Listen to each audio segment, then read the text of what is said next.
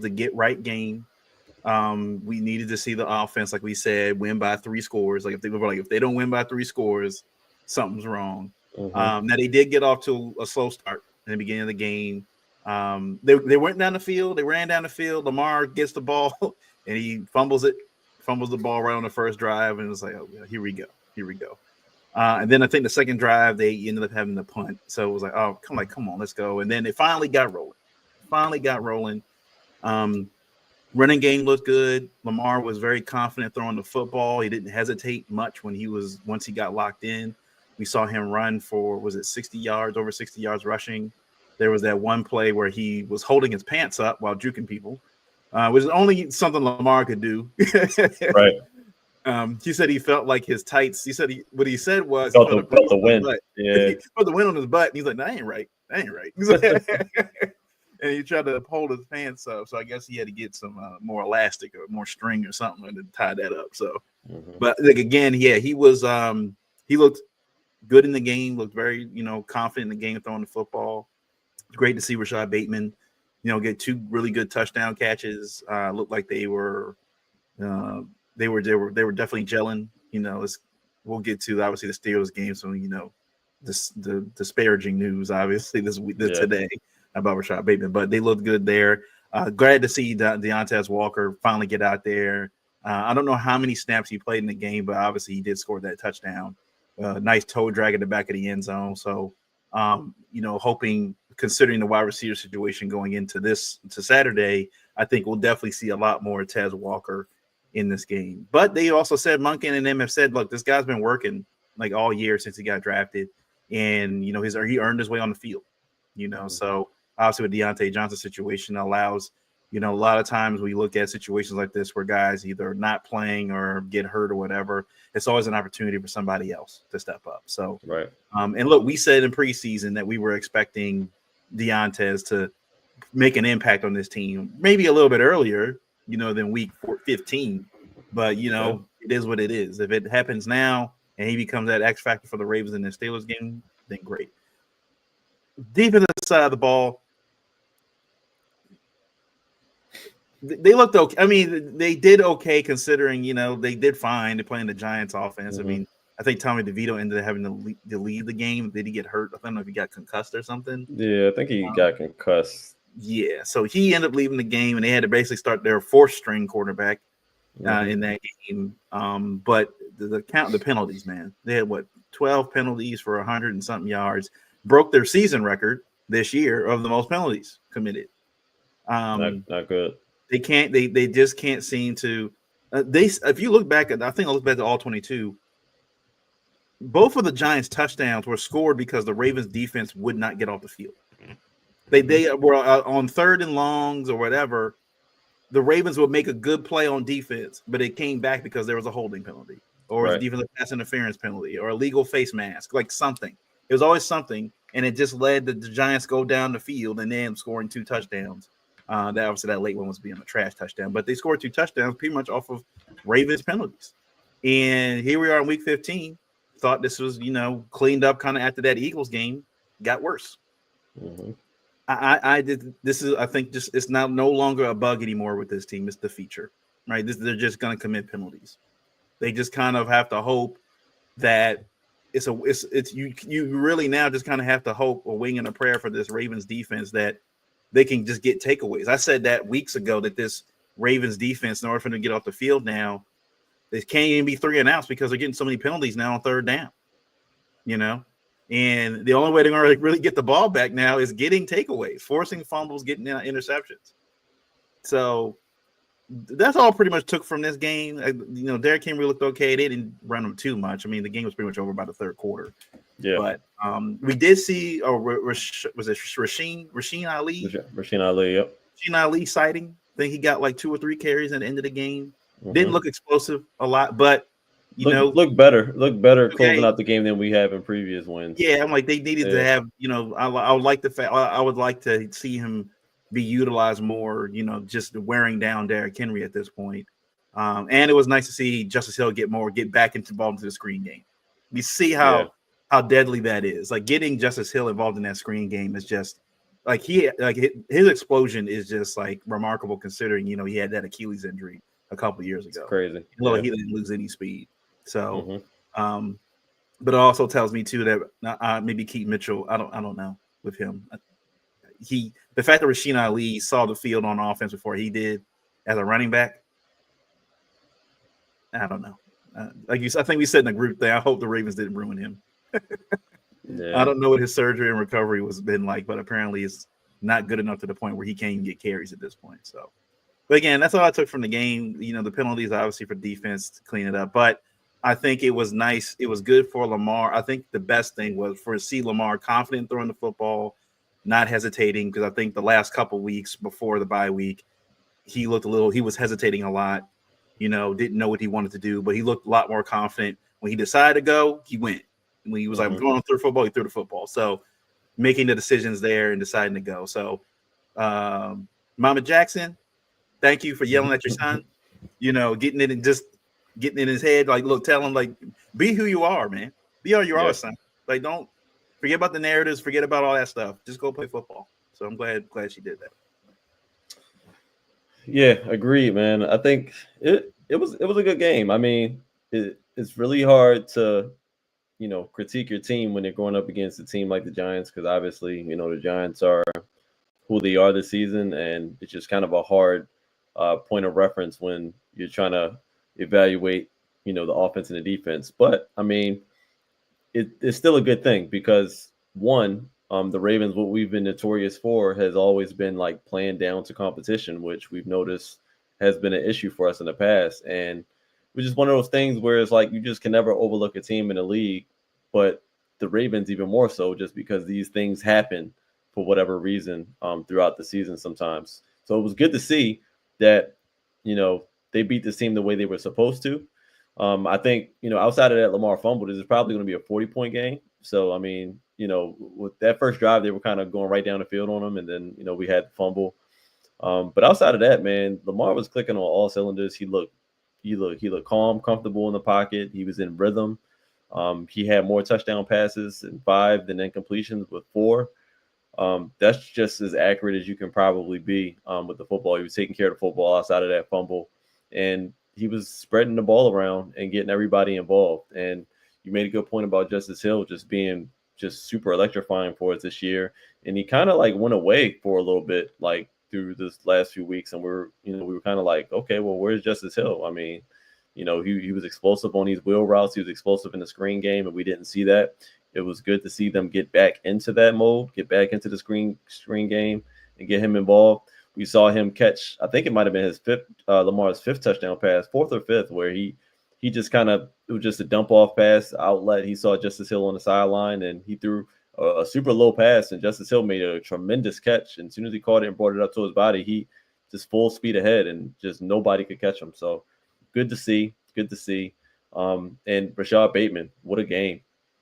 I mean, for him to have a dominant game like that, I think that's his first multiple touchdown game performance he's had in his career. So that's, a very, very big up boost for him and his confidence. And going forward in the season, unfortunately, like you said, we got, seems like some bad news. We'll continue to monitor that and see what happens. But, just a terrible time just coming off a game like that. You would have loved to see him build off that momentum. But he had a great game.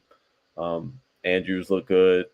And, like I said, the offense just looked incredible, clicking on all cylinders. They did what they were supposed to do against a bad football team. And, we saw something that we didn't see in a while. We got to sit Lamar down early, and we got to, I was about to say get out of there healthy, but, clearly we didn't. Actually, I think we did get out of there healthy. Whatever happened to Bateman, I think it happened in practice. But like I said, we'll talk about that later. So, yeah, we did what we came to do. Defensively, it was okay. Honestly, I didn't. It's really, really difficult to evaluate the defense against this team because that offense is super bad, like real bad. And going against DeVito, and then like you said, he goes out, and we bring in a 4th-string quarterback.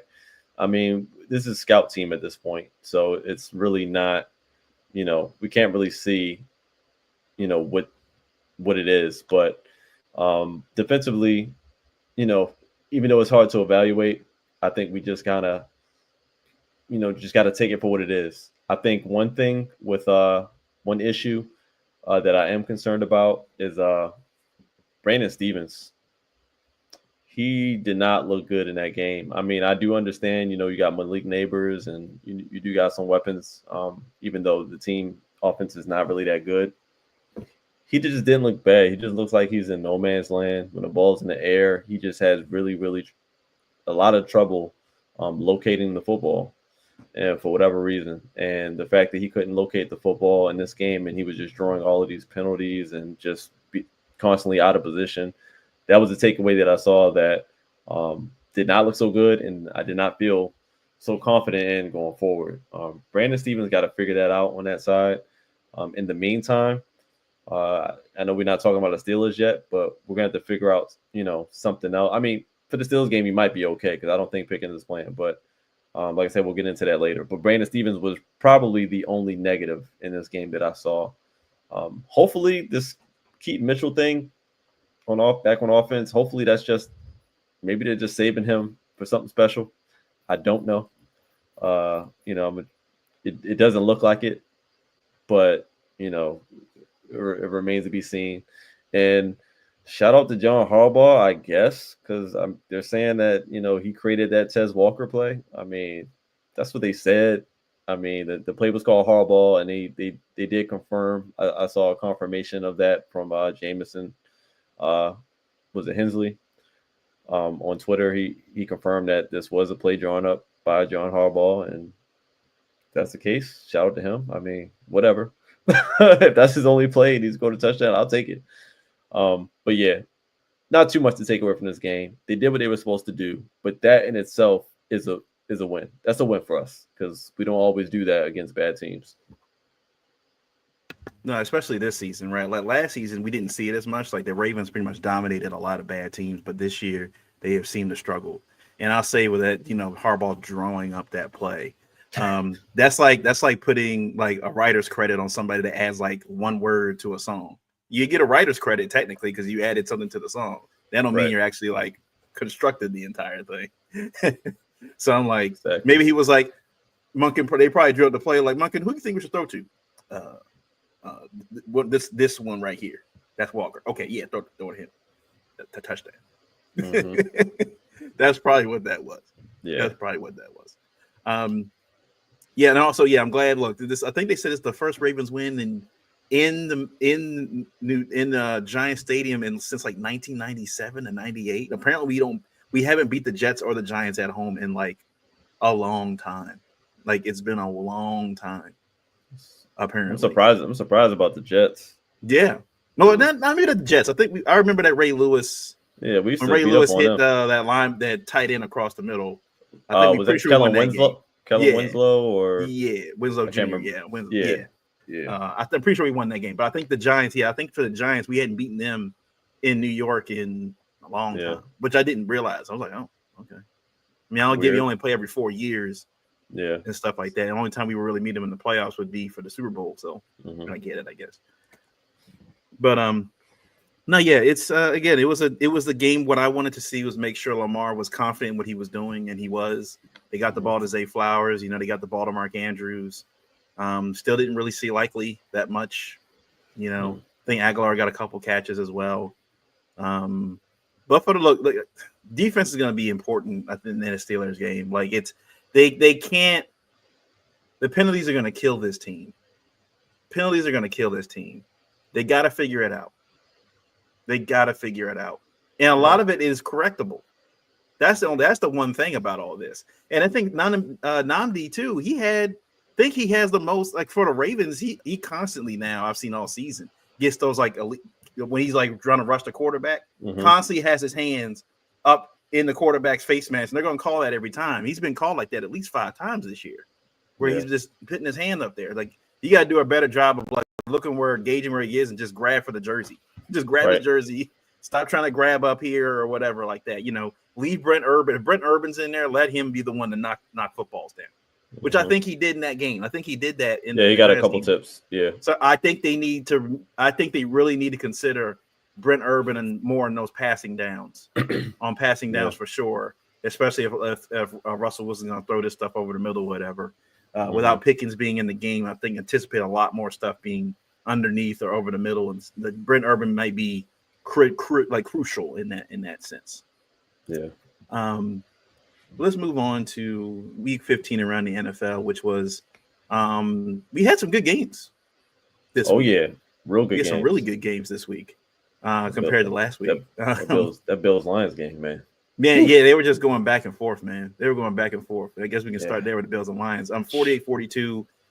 Look, Josh Allen is on a tear right now. Like I think they said he scored 11 touchdowns. He's thrown 0 interceptions, and he's had 0 negative plays outside of a kneel down to end the football game. Counts for -1 yard. That's it. That's all he's had in the last 3 games. He's been on a tear. He's been running around. James Cook and that offense looked really good. One thing I will say, about the Bills is that they are letting people score on them, though. Like, I don't know how long that's going to last. You keep letting people score 35 plus on you. Yeah, you can score. If you got to score 50 every game, at some point, that's not going to work. So that's got to, I don't know how they're going to fix that. But the Lions on the other side, we've seen now the injuries that they got like 13, 14 guys now, I think, on one side of the ball on injured reserve. And then they lost Carlton Davis, their starting cornerback. They lost another David Montgomery. David Montgomery's out for the season. Now, apparently, he's going to go see a third doctor for opinion. I think they said basically it sounded like the first doctor was like, no, you need surgery. The other doctor was like, nah, maybe some rehab, you'll be fine. So I think the third doctor's going to tip the scales there and sees what. I don't think he plays for the rest of the season, the rest of the regular season. Definitely don't think that. Yeah. But losing him, it kind of takes away that tandem. People are like, oh, they still have Jahmyr Gibbs. Like, yeah, but there's a reason why the Sonic and Knuckles thing worked. There's a reason why that worked. And if they're just focused, if Jahmyr Gibbs is literally just a home run hitter, you don't have that guy that can get you those 3-4 yards every play, 4 or 5 yards every play that wears the defense down over time and allow Jahmyr Gibbs to just break those 30-yard, 40-yard runs down the field later in the game. So, look, I mean, still got Goff, Amon-Ra St. Brown doing his thing, Laporta. So they still got a capable offense. But, again, their defense is just so banged up. I think the last time a team went to the Super Bowl that was this banged up on defense was the Packers when they played the Steelers, I think, in 2010. That was the last time. They had like 10, 11 guys on injured reserve, but they ended up still winning the Super Bowl. So it's still possible.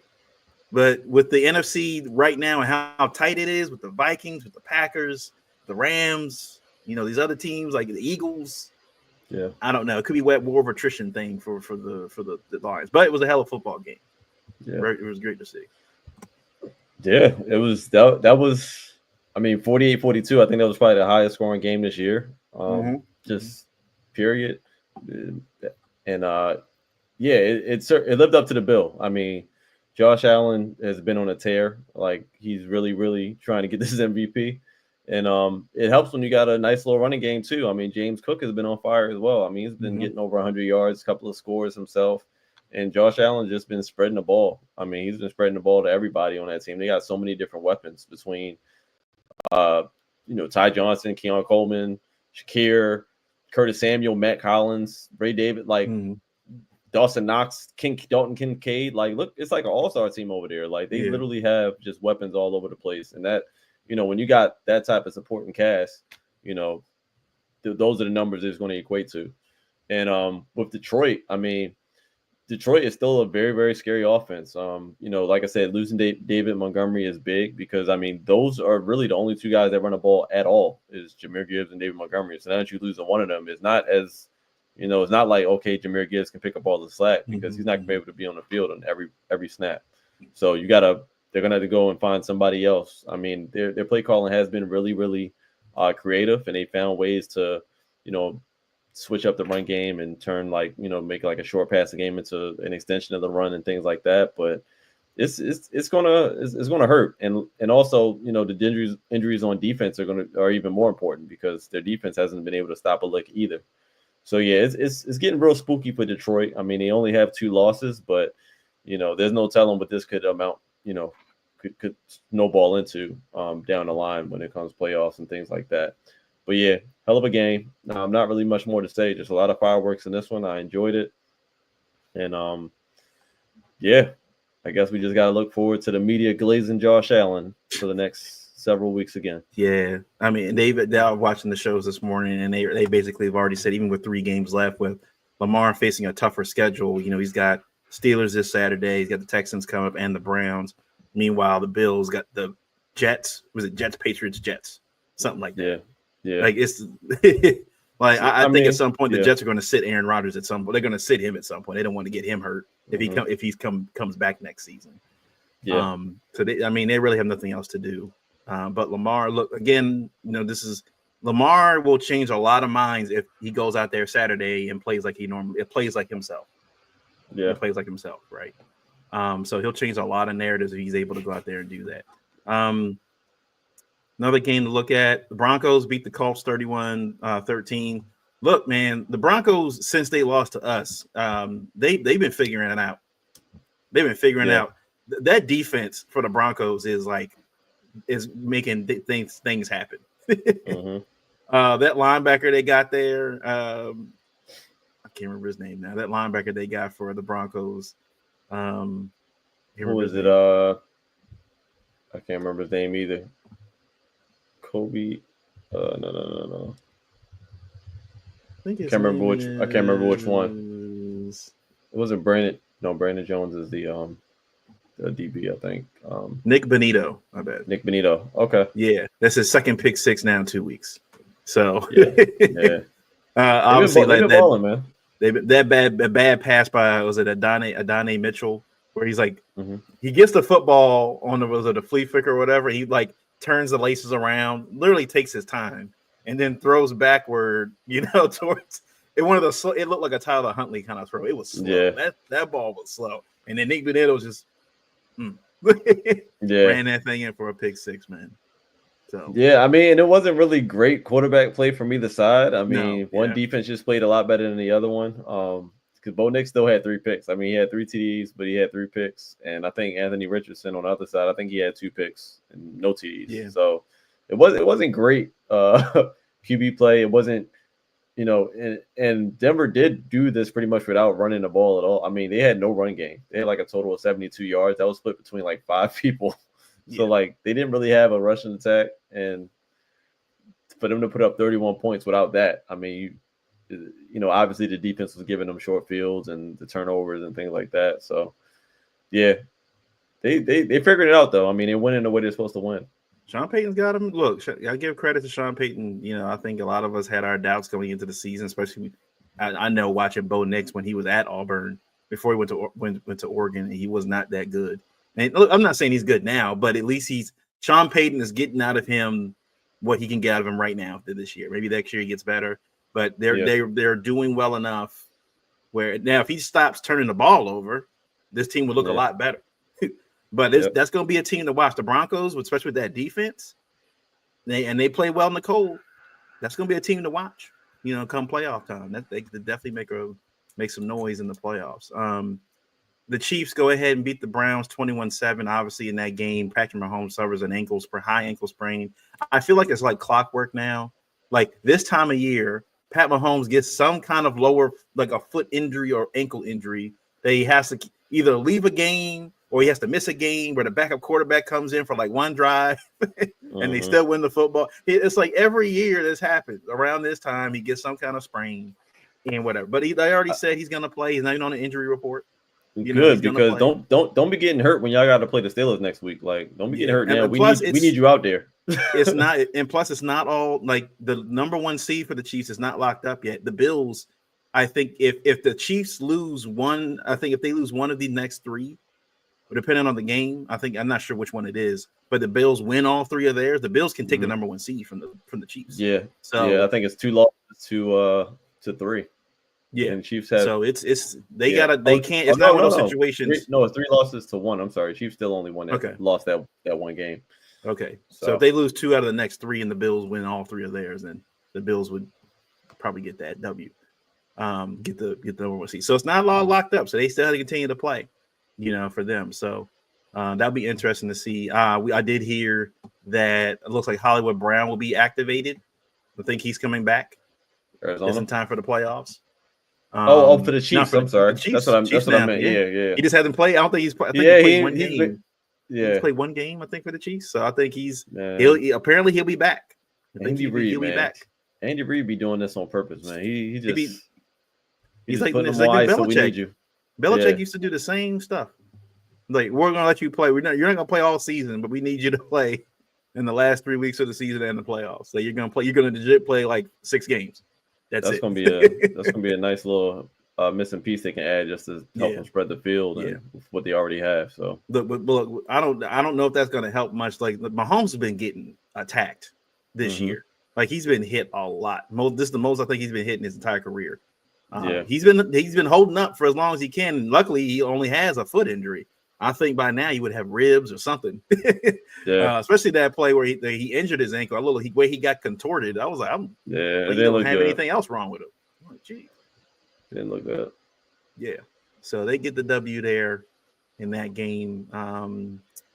Then we'll look at the Eagles and the Steelers. Another good game. It was a good physical game, East Coast game. Kind of wish this the way the Ravens would have played the Steelers. But they kind of gave the formula. I think the outside of that, I think they turned the ball over. TJ Watt obviously did the peanut punch, knocked the ball out of one of those drives where I think it was Saquon or Jalen Hurts. Can't remember which one. I think it was Jalen. Knocked the ball out there, and then it was Jalen Hurts. Yeah. So and then Najee Harris had a fumble as well from him. Awful fumble. Changed the whole course of the game. Yeah, they had 56 yards rushing. The Steelers game. Like, I don't know where Jalen Warren was. I'm pretty sure. I think Warren was healthy. I don't know. No, he played. He had like 4 carries. Okay, 4 carries, 12 yards. He probably should have had more carries. To be honest with you, but listen, the Eagles. Yeah, the Eagles just do a really good job playing defense. That front four they got is just a problem. It's hard to beat. But I will say, this was the game that Jalen Hurts said in the press conference. He's like, "Is that what y'all wanted to see? How y'all like that pass game?" Right. Pre-game, we saw them huddled up, him, Devontae, and AJ Brown doing a prayer circle right before the game. Jalen saying inspiring words, whatever they were, before the game, and AJ did go off. Devontae went off. They did a really good job of this balanced football game. Like. I think they said the Steelers only had the ball twice in the entire second half. Second half. Was it the whole second half? The whole second half. They had the ball twice. Yeah.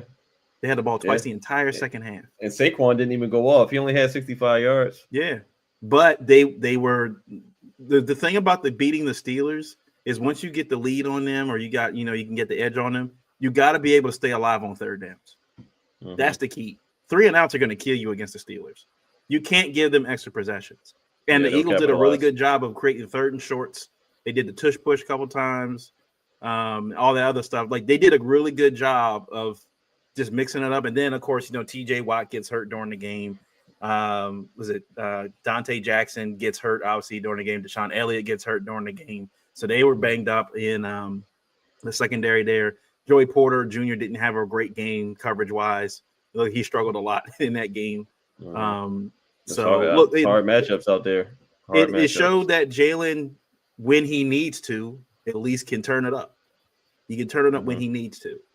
And I think a lot of this, AJ was complaining about passing and all that other stuff is sometimes you got to do what you got to do to win that game. And maybe it doesn't mean throwing the ball 35 times. A lot of times. Yeah. Sometimes the game calls for what it calls for. But the Eagles gave you the blueprint. It's like kind of like how you beat the Chiefs, right? Once you get up on the guys like the Steelers and teams like the Chiefs, you gotta be able. Now you play and keep away, but keep away to a point where you're still being aggressive, right? You're not playing. Oh, let's just hold the ball and for 5 minutes and then we punt it back. No, we gotta take 9-10 minutes off this clock every time we touch the ball. We gotta take 9-10 minutes off this clock. We gotta get to a point where we're forcing them to now play one-dimensional or playing a part of a game where they're not comfortable with playing, where they're trying to play catch-up, where they're second-guessing themselves. They're like, they can't really focus on their game plan. So the Eagles gave them a template right there in that game. It was a solid enough running game. Jalen Hurts ran when he needed to. They got the catches from Goddard and A.J. Brown. They utilized all their weapons. And I think And Saquon, it seemed like he tweaked something at some point in that game, and he was actually on the sideline for quite a few drives. And in the second quarter, and I think I think that kind of dictated the game plan also, because it was like, all right, Saquon's on the sideline for a few, and they gave him opportunity to, to get in that pass game bag, and once that got going, Gainwell got to eat a little bit on the ground too. Gainwell, he was big. He didn't have a lot of yards, but he had a lot of crucial runs that extended the play, extended drives. So. Yeah, I mean, honestly, I think this is what the Steelers team is. 13 points. I think this is honestly who they are if you play them the way you're supposed to play them. And like you said, the Eagles kind of had the blueprint. It didn't seem like a difficult blueprint whatsoever to execute. Honestly, I mean, I've had my opinions about the Steelers offense. Obviously, they're a different offense with George Pickens on the field, and I think him not playing, this is exactly who they are. I think with him playing, they have a little bit more opportunity to make things happen. And Russell Wilson, his bread and butter is the deep ball going down the field. And when he's not able to do that, you kind of get this result. I mean, when there's no threat of him throwing the ball downfield, and Mike Williams, unfortunately, does not provide the threat of him throwing downfield on a consistent basis, like they expected him to. But when George Pickens not on that field, I mean, he just doesn't have that same opportunity. And you kind of saw it. It's like they almost run out of answers after a while when they start, bringing in Fields and seeing if they can do something different. And that's how they're running out of answers. So I think this is who the Steelers' offense is without George Pickens on the field. Yeah, we saw that last year. Like this is, and also he brings a certain intensity to that offense too. Kind of like he reminds me a lot like what Hines Ward used to do. Absolutely, yeah. He wasn't like he's obviously a bigger play threat than Hines Ward was. Hines Ward was more of that intermediate. He would get the 7-8 yard catches to stay alive on third down and stuff. But he was the physical receiver. He would punch guys. He would block guys into the ground. He did a little smile and stuff, that smirk and stuff afterwards, and cause guys to get personal foul penalties and stuff. But he was a real aggressor. And Pickens the same way. Like Pickens out here picking fights at everybody. Like on plays that he's not even involved in, he's over here picking fights with the safety. He's picking fights with the cornerback. It doesn't matter who it is, but he brings that aggression too. I think for that offense that's you can see is kind of lacking when he's not on the field. Right. And, now they're said he's already going to be out for this game with that hamstring. That makes 3 games. Is that 3 games now? I think he's been out. Yeah, I think it was like the third game. They said it was a 5 to 6 week injury. They said hamstrings can be 5 to 6 weeks. So, but yeah, I mean, they gave, like you said, I think when we look back at that Bengals game where they scored, 40 points? I think it was. Like you said, against a better quality defense, this is what they are. But what they do well is the defense gets turnovers. They, force turnovers. They make you kick field goals and all that kind of. They muddy the game up. You muddy the game up. But I think the thing is for, especially the Ravens going against them on Saturday, is playing their game. I think they said too many times, and they said on the radio, which I've been saying here on the show, John Harbaugh appeared like that coach from Waterboy, where when he sees the other coach on the sideline, he just kind of ducks and hides behind other players. Like he gets in his head. But yeah. So on to our favorite segment. Oh yeah, Bells and Pookies. So you can start today. Actually, you start Bells and Pookies. All right. Well, mine should be short and sweet. For Bells, I just have 2. Lamar Jackson. I mean, I know we played the Giants. I know the competition was low, but it's still the NFL. And anytime you get out there and you throw for 5 touchdown passes and you have only 4 incompletions and you got a passer rating of 150, whatever, you got to get the bell from me. I mean, the guy has been phenomenal this season. That was just a nice chef's kiss of a game. 34 TDs he's up to now, 3 interceptions. Neither of those 3 interceptions his fault, by the way. They're not going to tell you that in MVP votes whatsoever. And he has over 3,500. I think he's at 3,600 yards or something like that, or around that time. Almost 3,600 yards. I'm not sure exactly what the number is. Just phenomenal game by Lamar and an incredible season he's had up until this point. And my second bell is, I wish I was giving it under different circumstances, but I was giving it to Rashad Bateman. Rashad Bateman, he showed out. Downfield threat. He's trying to become more and more consistent in the deep game, deep down the field. And when Lamar called on him, he was able to answer that, and he got in the end zone.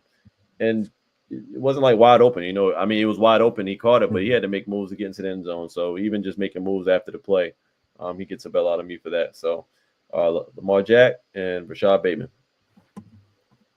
Yeah, I'm giving a bell for me to Deontay Walker getting a touchdown week 15. I know, for him being drafted, I think he had a lot of optimism about where he was going to be on this team. And then, we go into 15 weeks, and there's a lot of times for these rookies, like, am I going to play this year?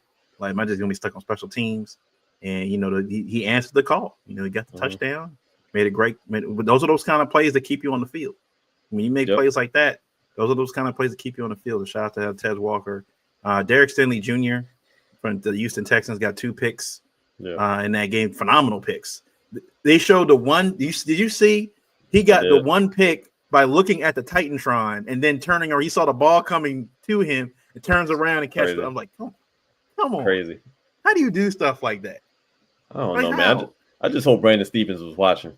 He's like, you ain't look, man, like, great dog. Like, they spent millions of dollars on these screens, man. You ain't gotta look, look, but you can look at the screen right there in front of you. You can guard. You see, the ball come. Put your hand up. Do like that. Mm-hmm. Like Derek Stingley literally looks at the jumbotron and then turns around at the last second. Boom, catches it. So shout out to him. Josh Allen gets a bell from me. Look, I know I don't want him to win MVP, but he's making it very difficult for MVP voters to know. I mean, he is definitely on the tear right now. Considering, I think, beginning of the season, losing a lot of the offensive weapons they had. And Amari Cooper's not even really playing that much. He's been hurt. And they're still doing what they're doing. So he did nothing in the last game. Zero, nothing. Yeah. So I give a lot of credit to him. As well. And I'm trying to think, is that all I got for bells? And then, of course, Lamar Jackson. I'll give another bell to him just because, I think they said Aaron Rodgers made this comment and basically said that Lamar Jackson could break the record for best QBR with QB rating for the season. The season record for best QBR out on average. I think he's averaging 120 right now. Yeah, I don't like Aaron Rodgers, as outside of football, him and his comments and stuff that he's made. But when he came out and in support of, basically made the case for Lamar Jackson being MVP, saying like, are we just not gonna, like, I know everybody wants to be in awe of what Josh Allen's been doing, but I feel like Josh Allen does this every December. Like, he does this every December. He shows out, and then come January, it's whatever. But he does this. But what Lamar is doing as a quarterback, like you said, with the 3 picks not even being his fault. The fact that they've criticized Lamar for years, not holding the football well, fumbling the football, throwing picks. This man has cut that down by 70%. Like, I think even when his MVP year last year, he had over a dozen interceptions. He's got 3. It's crazy. So super crazy. Obviously, I think Lamar. I don't think Lamar's worried about the MVP right now. I think Lamar's worried about bigger things right now. I think he's like, and Lamar knows, like, look, he's not even 30 yet. Lamar he'll be up for MVP. I think as long as he's playing, Lamar will be up for MVP every single year. So it's whatever.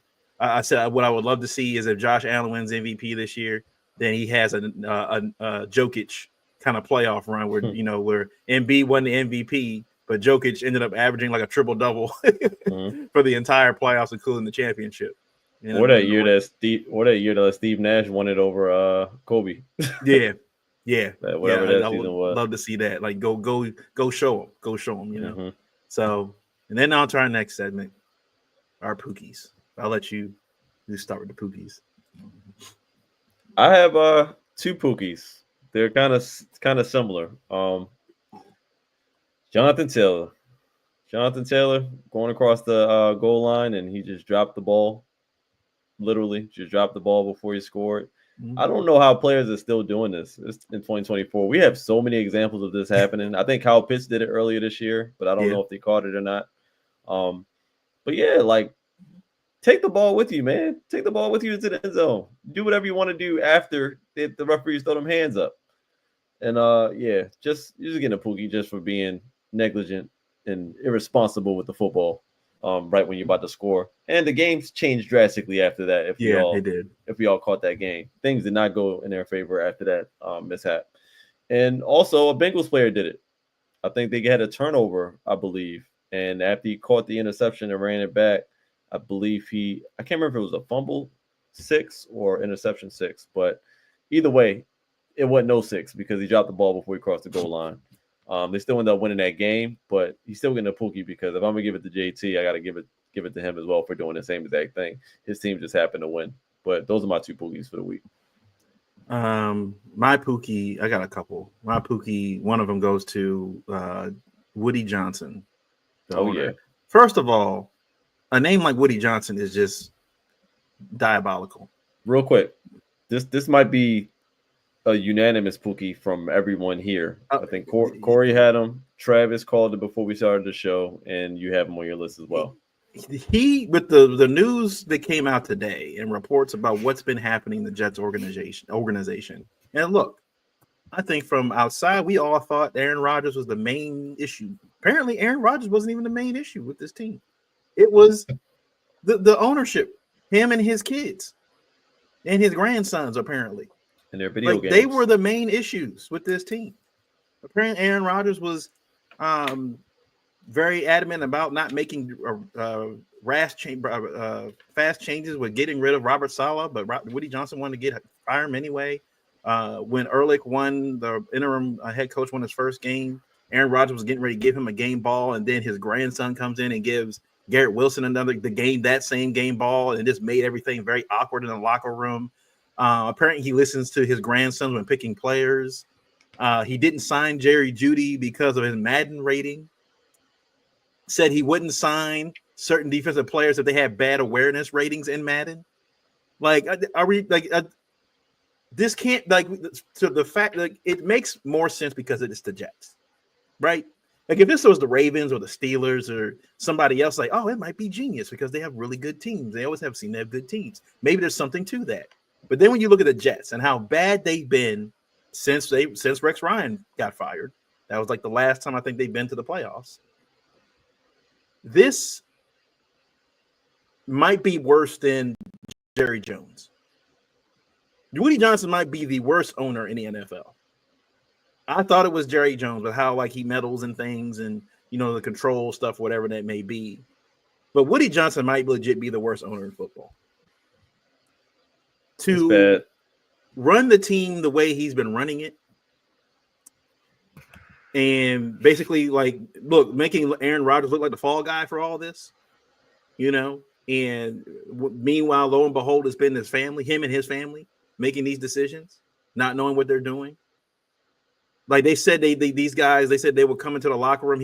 They said when Mike White was there last season, he came into the locker room and would tell him to his face, "You suck, like you're terrible," like all this stuff. Meanwhile, I think there was a reason why we saw those players wearing the Mike White t-shirts.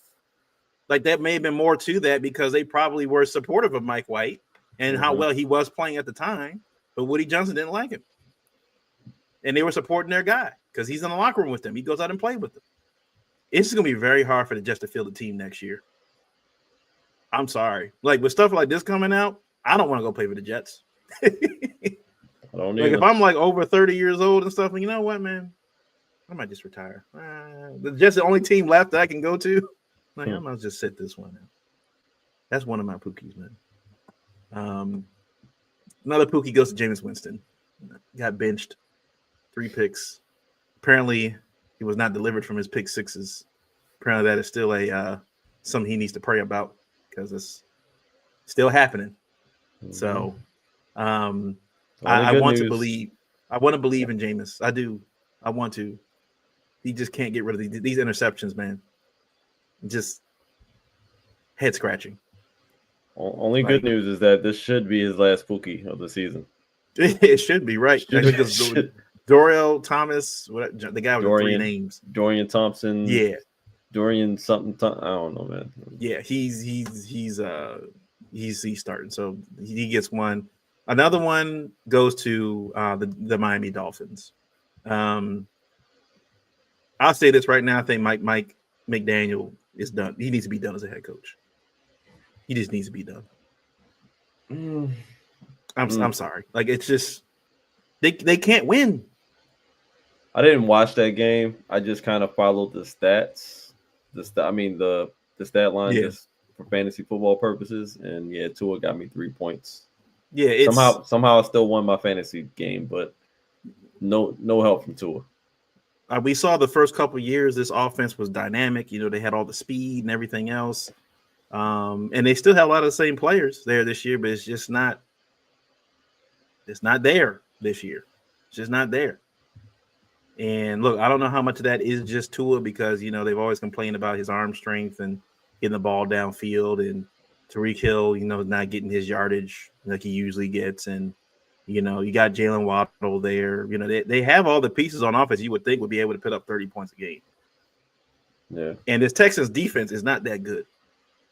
They should have been able to do it, and they didn't. In the AFC East, with the Bills continue to get better, the Jets are the Jets and the Patriots are the Patriots. Everybody thought that the Bills and the Dolphins were going to be duking it out for the AFC East, and the Bills ended up winning the division. Last week? I think they won the division last week, with like 4 games to go. So I think there'll be Adam Schefter already said that he anticipates there'll be several coaching job openings this offseason. There's going to be quite a lot, for sure. So, yeah. Is that it for Pookies? Think that's it? Think that's it for me? Yeah. Wasn't too much of an egregious week of football. No, Kirk Cousins. He has a Pookie too. Well, he got it the last couple of weeks too. So yeah, I think he was on my list last week. So he was headed in this direction already. Penix in there now. Yeah. Oh, he's got the Travis got the Gully on. Hey Travis, you might as well go ahead and give your Pookies, man. Yeah, give your Pookies. Oh, we on Pookies. Yeah. We already gave ours. Right. We go ahead and if you need to double down on Woody Johnson, feel free. But do you think? Oh man, all I gotta say is, if you're making personnel decisions based upon Madden ratings, yeah, that's what all means consider selling your team. That had to be the most asinine thing I've ever heard of in my life. That's like worse than coaches taking Madden plays and putting it in their playbook. And you see like Jerry Jeudy blaming Ocho Cinco for not adjusting his Madden rating. Yeah. Jerry Jeudy's 5th in the league in receiving yards. Meanwhile, you have Devontae Adams having a breakout game 5 games after he got traded for. Garrett Wilson's not getting the ball as much as he used to. Yeah, it's rough. Woody Johnson he's a piece of you know what. I mean, the Madden rating thing is just like the most viral thing. But overall, man, this man is awful. This man is awful. He shouldn't be an NFL owner. He definitely gets my Pookie. Who else did I have in there? I forgot what I sent to y'all. Who have y'all said so far? You sent Woody Johnson. Kirk Cousins. Jameis Winston. Yeah. Oh, and I said Jonathan Taylor and that Bengals player that both dropped the ball before they scored touchdowns, fumbled in the end zone. Yeah, I'm not gonna lie. I thought like Bateman was gonna fumble when he stretched that ball out in the game on Sunday. But my Pookie is gonna go to the Ravens front office for how they handled Deontay Johnson this week. You know, it was rough trading for him, not playing him. You know, he was a jerk and all of that, but I wanted to go into the game. But then you put out that weak social media statement saying that you all have mutually agreed that he's going to take a week off. Mutually agreed that he's going to get involuntary PTO. Like, what are we doing here? What are we doing? Either suspend him. You know, I don't know if they're trying to avoid dealing with the Players Association. Either suspend them, release them, figure it out, because this is bad PR when your team is trying to go down the stretch, make the playoffs, first of all, then try to play for a Super Bowl. If you're not going to give the man targets, if you're not going to play him, if we are done with them, be done with them. but stop with this little passive aggressive PR campaign that you're just going to go ahead and let him have some involuntary PTO. It's asinine. Asinine, asinine, asinine. Emphasis on the ass. They hold them hostage. They want that comp pick, man. Yeah. So You know they'll do anything for a comp pick. I was listening to the guys at Nitty Gritty, their show, I think earlier this week, and they made it basically sounds like what the Deontay was trying to. It sounded like Deontay was trying to work his way back to the Steelers. So apparently they weren't going to trade for him, but if the Ravens were to release him, then he could freely sign with anybody, and he could have with the Steelers wide receiver situation right now with Pickens. That'd have been a perfect situation for them. Deontay go right back, be a number one receiver. He knows the system and everything else. So it may be more of a situation where the Ravens are literally just not letting him go back to Pittsburgh. hey, you might have to hold him hostage, man. Yeah, like, and that's you get the pick, but they're not letting him go back to Pittsburgh right now. Like, is it ethical? Maybe not, but it's a shrewd move, very shrewd. But that might be the only thing holding. Why he's keeping there? the Steelers out of your way, like you don't. That would make sense for the weird statement they made. Yeah, he's gonna take a week off, especially with all the motivation he would have to go straight to Pittsburgh, and then the first game they got to play us. Yeah, I mean he played 3 snaps, I think, in that Steelers game. Let me see. Yeah, I think it was 3 snaps. 11 snaps. He had 11 snaps. Okay, in that Steelers game. So especially he was going to look for opportunity in Baltimore to exact his revenge and keep the Steelers at least for 1 week not winning the division. So, but they getting this comp pick, man. They don't care about nothing else. They don't care about all that. So. I don't know. Corey got a good point. They didn't ruin that man's his reputation. You know, he was looking hot for a free agent target. Organization might know what it is, though. I think the Steelers will sign him back once he is done with us. I think he will go back to Pittsburgh, honestly, because I mean, I think that's really just a conversation. I mean, if he explains what his perspective of it, I don't think teams are going to shy away from it because I think Deontay had a reason for doing whatever that he did. I think whatever him not going in the game, whatever that issue was about, I think there was an issue that was already ongoing. I can't see a player just not going into the game just because, just because I don't want to play. Like something happened. Yeah. And he probably thought they were trying to play him on for some, what. But yeah, we'll see, man. But if that Steelers story is true, then I mean, because I already thought they were just doing it for the comp pick anyway. Yeah. But if you add that to the mix, it's like we got a couple reasons just to keep you locked up in here. But so yeah, here we are, Saturday, 4:30. This is basically a playoff game. You don't want the Steelers to come into your house and win the division on your field. We know there's going to be plenty of Steelers fans there. It's going to be cold. I think the high is going to be like 30, but by the time the game starts, it's going to be in the 20s. So a cold game. This is the game you want, Ravens Steelers at this point in the season for the division. Now, I think they said, obviously, if the Steelers win, they win the division outright. And get that home game for the playoffs. If the Ravens win, the Ravens I think have to win out, and the Steelers got to lose. I think at least one more game. I think for the Ravens to take the division away and win that division. So Steelers could still win the whole thing, But the main thing I think is right now is that you've lost the last 9 of 10 matchups against the Steelers.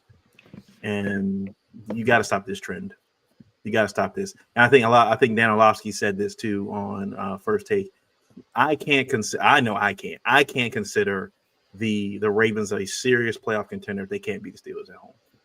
I'm sorry. Like if we can't beat Pittsburgh at home, like we've mentally checked. We just don't. We're not there mentally. We're just not there.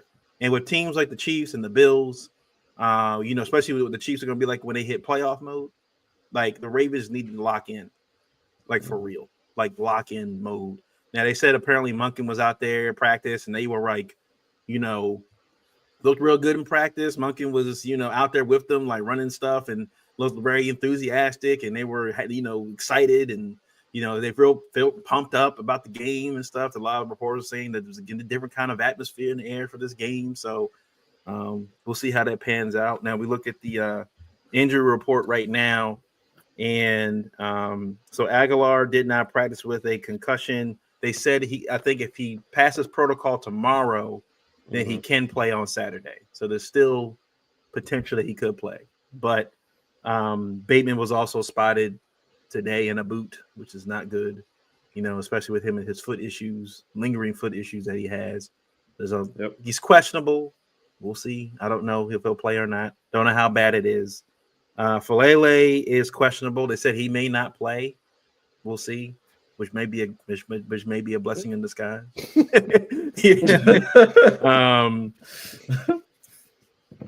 Who else? Okay. Obviously, Deontay Johnson is not participating. Sanusi Kane was a full participant. He did practice. Adafe always got an ankle. He's questionable as well. TJ Tampa was officially activated. Right? Officially activated today. So he passed the 21-day practice window. Looks like with the injury to Jalen Armour-Davis, that he was probably going to get some time on Saturday. So we'll see how that pans out. And then for the Steelers side, Deshaun Elliott he was a limited participant, but he's doubtful to play. Fields is out. Dante Jackson is questionable, but they still think Fields is out? Fields is out. Mm-hmm. They already said he's out. Yeah, he's out. Some with his stomach. Yeah. Oh man. That's actually big news. Yeah, they can't go to those gadget plays like they did in that first game. On those gotta have it, third down, short yardage. Right. I don't know who that practice squad or whoever third string guy is, but whoever it is, they're not coming in the game. Yeah. Dante Jackson is questionable, but apparently signs are going to point that he's not going to play. Ogunjobi is dealing with a groin issue. And look, I've had groin injuries before. They're not fun. Like it's one of those things. I think TJ Watt the last couple of years has had groin injuries. And those are those kind of injuries that it's like they just linger. And it's just like with a guy that big, if he does play, I'm telling them, Derrick Henry and them, run right at him. Just run right at him. Get him, dodge every which way. They dodge every which way in that game. And obviously Pickens is out. And TJ Watt is going to play, still suffering from an ankle sprain, whatever that may be. I don't know how effective he's going to be in the game. He said he's going to play. But considering how he got hurt in that Chiefs game, was that the Chiefs game? Eagles game. Considering how he got hurt in that Eagles game, it was a non-contact injury. He was really trying to run around the tackle, and I guess he rolled his ankle. He stepped on it wrong. So could provide an issue. The game also being as cold as it's going to be. Anybody with any kind of muscle issues and stuff like that, it's going to get real. They got to have those like warmers and all that kind of stuff. They're going to be to try to loosen up those injuries, so it could spell some issues for them. So, but what do you guys think? What are the keys to this game? Obviously with the cold, Ravens are playing at home. They had to get right game against the Giants. What do they got to do to win this football? They need to show up to this game not being scared of the Steelers. I mean, whatever their approach was the last time we played them, it needs not to be that same approach. And that's just the bottom line. Like, for some reason, I don't know why the Steelers have transformed into this team's Achilles heel. It makes no sense to me whatsoever. But in this game specifically, the fact that they don't have George Pickens playing in this game, I think they need to capitalize on that. I mean, they shouldn't be too threatened by a pass game with George Pickens not being on the field. So I think as long as you keep Najee in check, keep Jaylen Warren in check defensively, and just make sure, receivers aren't running by you, I think we'll be okay defensively. But I think, the number one thing defensively is getting pressure on Russell. I mean, when he does drop back, we just cannot let him do anything. I think the best bet is to try to keep him contained in the pocket or try to force him out the pocket, either one, just because his athletic ability seems like it diminishes week to week. I mean, he can't do nothing, on the run for the most part, but we can't allow him to make plays. And we don't want to have our DBs back there, trying to cover receivers for over 5 seconds. Like it's just going to generate a whole bunch of penalties. We've been crushed for penalties these last few weeks. This Giants game, even though we dominated, we had a ton of penalties again. and we just can't have that. Brandon Stevens, find the football, play the man, find the football, get a stop. Like, we cannot have that type of defense, 1-on-1 with receivers where you just don't know where the football is. It's just bad ball, and we just can't have it. So I think we need to make adjustments there. But offensively, we got to be ourselves. Like, we have to show up with the identity that we have. Like, we need to run the football and use play action pass, use these screens that we saw last week with Justice Hill. Keep Derrick Henry on the field when there's, short yard when it's third down and, it could be a passing or running down. We need to keep the Steelers guessing, because when we make it predictable for them, that's when they just completely stump our offense. And this is just not a game. I mean, it's a home game. It's going to be cold. Run the football. Use Derrick Henry. I'm not sure if Ali's activated for this game as well. But Justice Hill, Derrick Henry, get a third back involved if we need to, if it's not working for the first two guys. But we just we gotta run the ball effectively.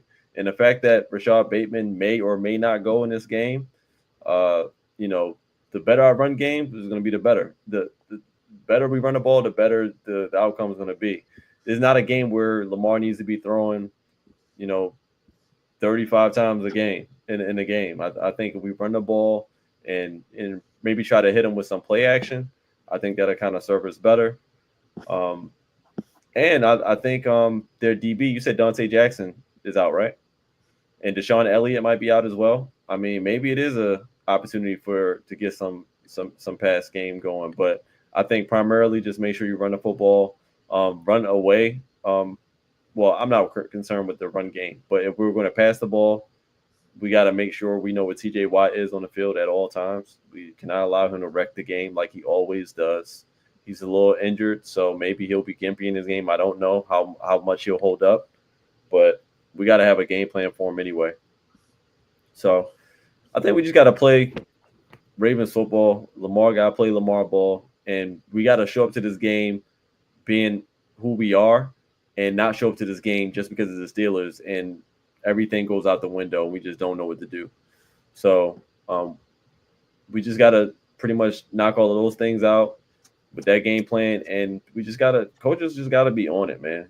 Coaches just got to be on it. I hope they use that tape from the first time we played them. I hope they watch every other Steelers game Steelers have played this season and just saw every angle that they could possibly come at us with. And we just got to make the most of it. They got to get on a in this game. I want to see the best game plan of the year against the Steelers, because that's what it's going to take. It's going to be a playoff atmosphere. There'll be a lot of Steelers fans there. We got to get them to lead that game early.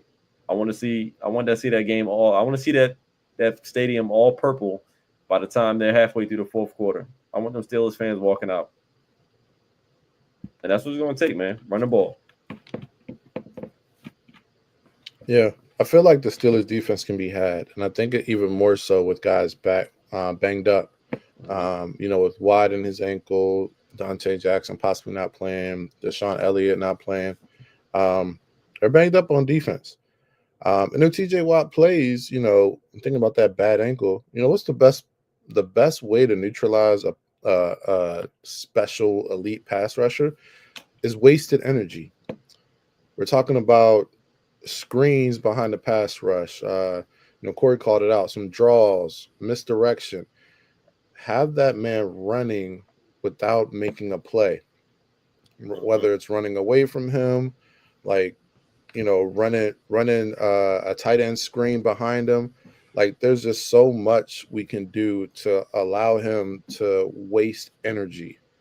And if you waste energy on a lot of these, design runs, Corey, if you waste energy early and often, when you're ready to settle down and throw from the pocket, he's not going to be as effective. He's going to be tired. So wasted energy is a big key offensively. I'm not scared by much else on the Pittsburgh defense outside of Minka. But TJ Watt he's a scary man. Problem. But we have to figure out ways to wear him down without him making an impact on the play. So that's what I think from that standpoint. But I think when you're thinking about us imposing our will offensively, it's all about rhythm. We have to get into a rhythm. So while we're doing these things to neutralize TJ Watt, we have to have a rhythm to our offense. We saw it at times in the Giants game where it was just hot. We just knew what we wanted to do. We got Lamar getting the ball out of his hands. I mean, the only really bad thing we can say is, like, you know, we didn't have explosive plays in the run game from from Derrick Henry. And we had that fumble by Lamar. But outside of that, we had a rhythm. We were throwing the ball. And, you know, Miles always says, like, Lamar is at his best when he's allowed to be in rhythm, make high efficiency throws from the pocket. Not high volume, not a high volume amount of throws, but high efficient throws from the pocket. That's where he's at his best. And we saw it in the Giants game. What was he, 17 of 19? 200 plus 21 of yards. 21 to 25. Oh, he had more I touchdowns forgot. than he had I stopped incompletions. watching after a certain point. He had 295 TDs. Yeah, I kind of tuned out after a certain point because it was a done deal. And I didn't want to do more penalties. But high efficiency, under 30 passes, you know, a high completion percentage, but they were high efficiency throws. You saw Zay on the comeback routes, you saw Zay on some quick slants, but then you saw the big chunk plays, the Bateman, you saw Tez Walker. Like, that's where this offense excels. It's just getting in a rhythm and take your plays where you can. So, you know, I think that's got to be the focus offensively. We need the offensive line to step up this game. Trenches. There's no ifs, ands, or buts about it. We have to get my man Derrick Henry going. He has to be able to make some plays. We need to see the pitch be effective. We need to see him run up the middle, run off tackle. We need to see that. We can't see Makari whiffing on blocks, Faleo whiffing on blocks, or him running forward, looking lost, not knowing what's going on. We can't afford penalties backing us up. Like, the offensive line really has to play their best game they have this season this week. It's a lot on the line. You got the playoff. You got the division. We got momentum going into Christmas Day. So they have to play their best game. Defensively, what needs to happen, you've already said it. We need to get after Russell Wilson. We need the pass rushers to step up.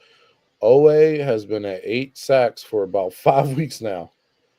Kyle Van Noy has slowed down. We need Mods to step up.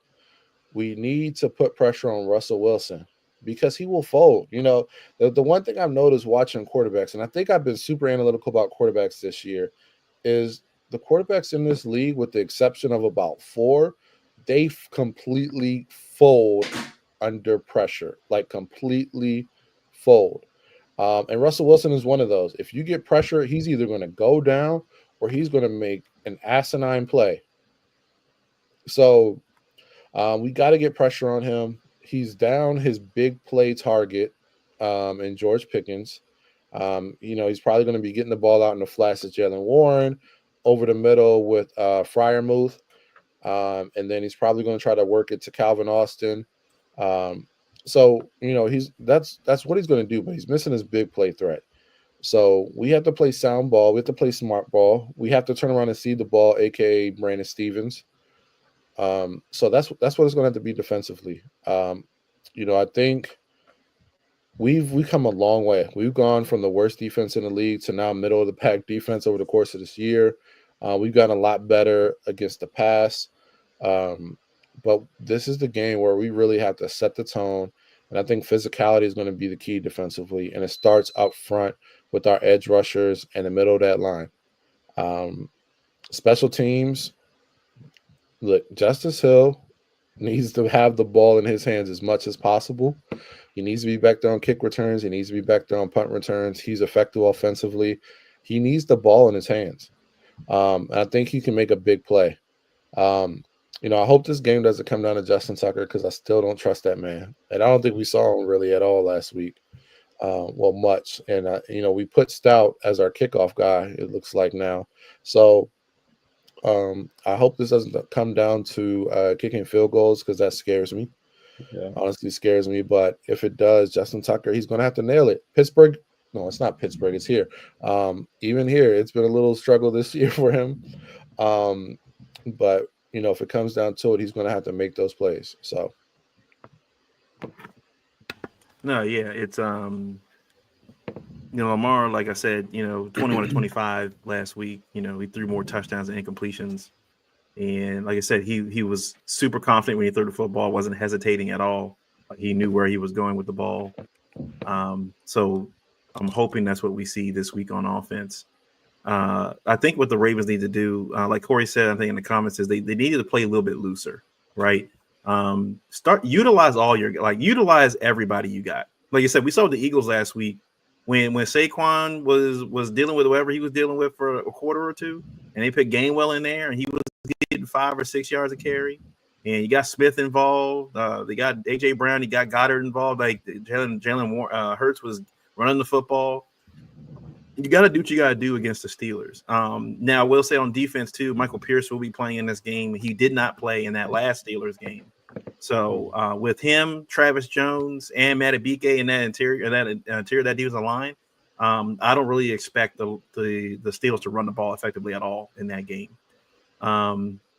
Like I put up earlier, Corey said that Monken was really, being, pretty much at him on offense, being real like stringent about ball security, because you already know with especially TJ Watt and the rest of these Steelers defense, they practice this and they preach this, kind of what the Ravens used to do in the early 2000s. They preach like if you get you tackle somebody, you should at least be trying to get the football out every time. Every time you get in contact with a football player, with the guy running the ball, try to punch that football out. And TJ Watt has now made that like an art form this year. It's like he's every time they show a replay of him, like he's doing that punch and all he's hitting is football, like every time. So TJ Watt and them are going to be doing that in this game for sure. I'm not sure the O-line structure is going to look like, obviously with Falele being injured. Not sure what that's going to look like. I'm pretty sure they gotten that figured out at this point. Like to see more Tez Walker in this game. I think he's going to be the X factor for sure, because they don't really have film on him. You got one play. You got one play with him catching the football, really, in that Giants game. The Steelers don't really have anything on him. He's going to really be an X factor for the Ravens in this game. If you add another deep ball catcher, if you got Bateman, if Bateman plays, Bateman, Tez Walker, and Zay, that's going to really hurt the Steelers, considering Elliott's out and considering that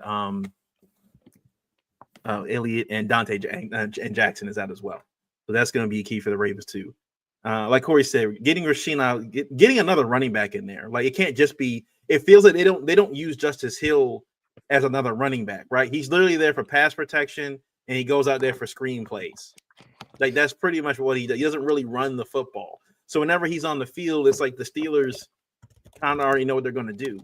Having Ali out there, or even having Keaton Mitchell out there, is going to at least provide them a different kind of look, at least, and give Derrick Henry a little bit of a spell every now and then. Because if you want to go into the playoffs and win the next 4 games, you got 2 more games coming up after this, and then you got the playoffs. You're gonna need to preserve Derrick Henry, going to the playoffs. So I think getting Ali or getting Keaton Mitchell more of the ball definitely going to help as well. Now, Odafe always dealing with the injury. I'm not sure if he's going to play. Right now, signs point to him not playing. So that means Adisa Isaac is going to be taking that role, and probably Ajabo as well. So pass rush is really going to have to come from the linebackers, to be honest. It's going to come from the linebackers. I think they said you're going to see, like Corey said, it sounds like Trenton Simpson's kind of been relegated to special teams now. Like he's barely getting any snaps on defense now at this point. It's been Chris Board and Malik Harrison. And, for this kind of game, with how physical the Steelers play, that may be a better fit, honestly, for this game, for Chris Board and Malik Harrison playing. And the only thing that I think would put this over the top for me were if they had the free safety situation figured out. So Kyle Hamilton play his spot on the field. I agree. I get it. The middle of the field has been a lot better. A lot of teams haven't attacked the middle of the field because of our Darius Washington and the way Kyle Hamilton have been playing. But taking Kyle away from the box area has really hurt this defense as far as getting pass rush plays because that's what he used to do. He was really good at stopping those screen plays, any of those like toss plays to the outside and rushing the quarterback. I feel like that's gone away with Kyle Hamilton playing free safety now, playing back part of the secondary. Like you don't have that guy now. You don't have that guy. And now look, Tampa's going to be playing in this game. Maybe Tampa provides that extra cornerback they need. Maybe he does more of those cornerback blitzes in this game. I don't know. We'll see. See how that pans out. But at the end of the day, I think the Ravens when they played the Steelers or the last few times, I think Lamar, the last time he played the Steelers was outside of this game, early this season was like 2021, because between injuries and stuff that happened, whatever. Lamar, he hasn't played him all that much. Lamar has got to play, just be himself. If he plays like he did against the Giants, I think the Ravens win. They got to play loose. The problem is, like Corey said, the Ravens, when they play Steelers, they play too tight.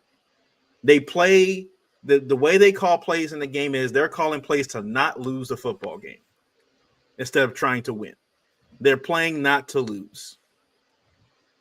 And they're not being aggressive enough. And let's not do that. Let's not do this and stuff.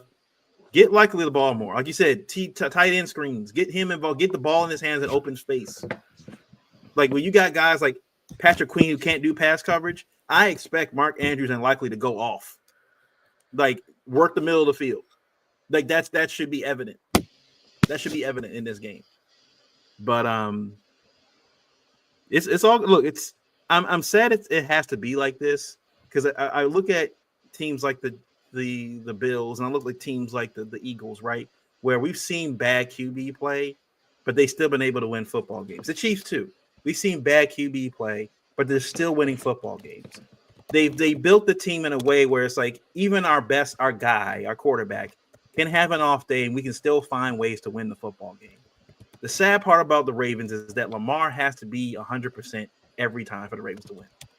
I don't think I've seen a game yet where Lamar's had a bad game and the Ravens have still won. Like Lamar has to be Superman. Like nothing else matters. Like I said, the fact that the Ravens don't take the ball away, we haven't seen a lot of explosive plays in the running game in the last few weeks. They're not getting the sacks on defense that they need to get, and the penalties are killing this offense. It kind of messes up how you want to win these football games. So the Ravens kind of have to change how they play football. This is the start. This is the start. So, all right, before we get out of here, what's your scores? What we got? Ravens win this one.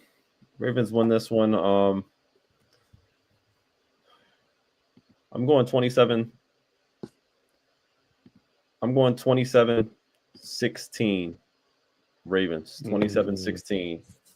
I think we win this one. I think I'm giving them a little bit more of a lead just because of Pickens being out. I think that matters. I have a lower scoring game. I think we're going to end up winning this one 20-13. I think it's going to be tough. It's going to be a slugfest. I think there are a couple plays that we leave out there on defense, but not too much. I think we play physical. I think we give Russell a hard time most of the game.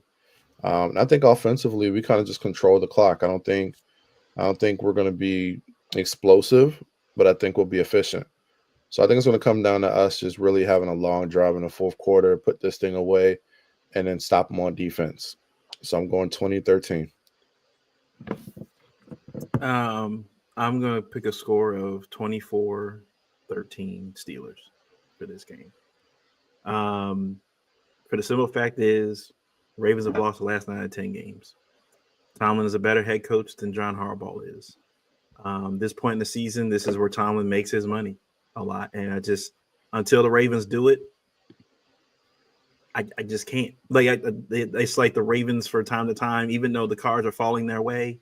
TJ Watt is not 100%. Pickens isn't playing. Several of their best players in the secondary are hurt. And still, we've seen stuff like this happen before with the Ravens and Steelers, and still the Ravens can't find ways to win these football games. I have yet to see a game where all three phases for this Ravens team have been effective all season. You know, like it would be nice to see a game where all three phases come together. Like we see the first half of the season, the offense was really good, defense sucked. Then the last few games, the offense sucked, but defense was really good. It'd be nice for them to put it all together. But again, Harbaugh's the head coach, and they can have a game plan all they want. Well, we've seen the last 10 matchups now. They can have a game plan all they want, but time and time again, somehow the Steelers find a way to get the Ravens off their game plan. And then the Ravens just fold into themselves. Prove me wrong. Prove me wrong. But I think it's a 9-point game. I think it is close, but I think it's one of those at the end of the game where the Ravens defense needs to get a stop and the Steelers are up by like 3, but then they score like a touchdown and Tomlin misses like a 2-point conversion or something. But it's not enough. It's still enough time left on the clock where the Ravens could make a comeback, but they don't, kind of thing. But that kind of stuff happens. So until they do it, till they pull it out. Pause. Wow. Until they do it. I'm not. I can't. I can't pick them to win this game. So. All right. But I'm hoping for a good. I'm hoping I'm wrong. I'm just trying to get my hopes up. I don't want to get myself all like we gonna win this football game and then I'm down. Yeah. So. Yeah. Stressful, man. I get it. Well, I'll tell you this, man. I'm up for this game, and we're going to pull it out. So I'm counting on my team to get the victory. Yeah. So I don't have a follow up. That's what y'all waiting on. I got more. I can keep going. Also, shout out to Travis Hunter for winning Heisman and all the awards he won this past weekend. So shout out to him. First dual position player, 2-position player since Charles Woodson to win the Heisman. So, but they did say the difference with Travis Hunter is that with a lot of guys that have played multiple positions in college at the same time, like they were always like really good at one, but like okay at the other. Travis Hunter has been elite at both cornerback and at wide receiver. Yeah. So he could be an interesting prospect come the draft in April. So shout out to him and his pending nuptials. I'm not gonna wish ill on that man and everything else that's come out. If you haven't watched Mace and Cameron's podcast, please watch that. Cameron is hilarious. Yeah. Please watch that. He talks about that at length. So, but that's it from us, and we'll catch you guys later. Hopefully, Ravens pull it out. Catch y'all later. Peace.